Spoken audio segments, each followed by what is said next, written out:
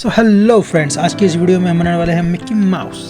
और जितने भी कलर का इस्तेमाल होगा वो सारे के सारे आपके सामने हैं। ब्लैक कलर से बॉडी बनाएंगे और यहाँ पर मेरा फ्रेम मौजूद है, जैसे कि आप देख सकते हैं। इसी पे पूरी बॉडी बनाने वाले हैं और आप किसी भी टाइप का वायर इस्तेमाल कर सकते हो। मैंने पतला वायर इस्तेमाल करा है ज़्यादा।